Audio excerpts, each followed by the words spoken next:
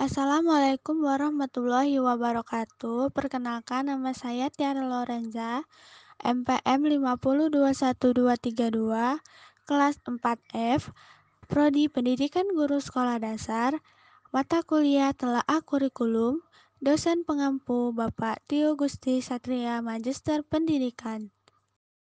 Di sini saya akan membahas materi tentang model struktur dan integritas pengembangan kurikulum. Model pengembangan kurikulum. Menurut Robert S. Zains, 1976, dalam Arifin 2011, halaman 137-143 mengemukakan ada beberapa perkembangan kurikulum. Model-model tersebut adalah sebagai berikut. Model The Administrative atau Line Staff. Model ini menggunakan garis staff atau garis komando dari atas ke bawah atau top down. Maksudnya, inisiatif pengembangan kurikulum berasal dari pejabat tinggi atau Kemendiknas. Kemudian secara struktural dilaksanakan di tingkat bawah. Dalam model ini, pejabat pendidikan membentuk panitia pengarahan atau steering committee yang biasanya terdiri atas pengawasan pendidikan, kepala sekolah, dan guru-guru inti. The Grassroots Model. Model ini didasarkan pada dua pandangan pokok. Pertama, implementasi kurikulum akan berhasil apabila guru-guru sebagai pelaksana sudah sejak semula terlibat secara langsung dalam pengembangan kurikulum. Kedua, pengembangan kurikulum bukan hanya melibatkan personel yang profesional atau guru saja, tetapi juga siswa, orang tua, dan anggota masyarakat.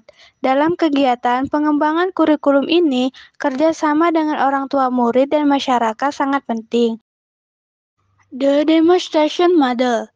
Model ini dikembangkan untuk memperkenalkan suatu inovasi kurikulum dalam skala kecil. Dalam pelaksanaannya, model ini menuntut sejumlah guru dalam suatu sekolah untuk mengorganisasikan dirinya dalam memperbarui kurikulum. Becomes System Model. Ada 5 langkah kritis dalam pengambilan keputusan pengembangan kurikulum menurut Becomes. A. Menentukan arena pengembangan kurikulum. B. Memilih dan mengikutsertakan pengembangan kurikulum yang terdiri atas spesialis kurikulum. C. Pengorganisasian dan penentuan prosedur perencanaan kurikulum. D. Pelaksanaan kurikulum secara sistematis. Dan E. Evaluasi kurikulum. Steps Inward Model. Model ini dimulai dengan melaksanakan eksperimen, diteorikan, kemudian diimplementasikan.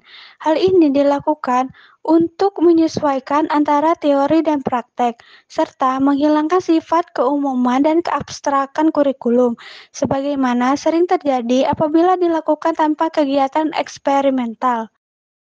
Rogers Interpersonal Relation Model.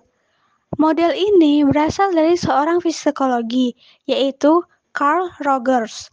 Langkah-langkah dalam model ini adalah A. Memilih suatu sasaran administrator dalam sistem pendidikan dengan syarat bahwa individu yang terlibat hendaknya ikut aktif berpartisipan dalam kegiatan kelompok secara intensif.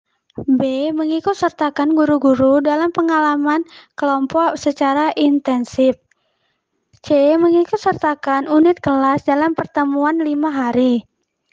D. Menyelenggarakan pertemuan secara interpersonal antara administrator, guru, dan orang tua peserta didik. Model integrasi kurikulum. Integrasi kurikulum memiliki beberapa model. A. Pengintegrasian dalam satu disiplin ilmu. B. Pengintegrasian beberapa disiplin ilmu. C. Pengintegrasian dalam satu dan beberapa disiplin ilmu. Struktur kurikulum di SD.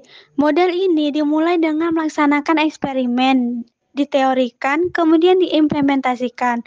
Hal ini dilakukan untuk menyesuaikan antara struktur kurikulum SD atau MI terdiri atas mata pelajaran umum kelompok A dan mata pelajaran umum kelompok B.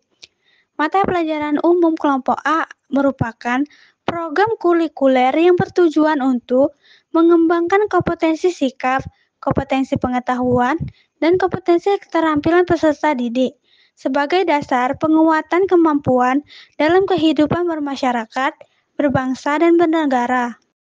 Baiklah, itulah penyampaian materi dari saya mengenai model struktur dan integritas perkembangan kurikulum. Saya akhiri, wassalamualaikum warahmatullahi wabarakatuh.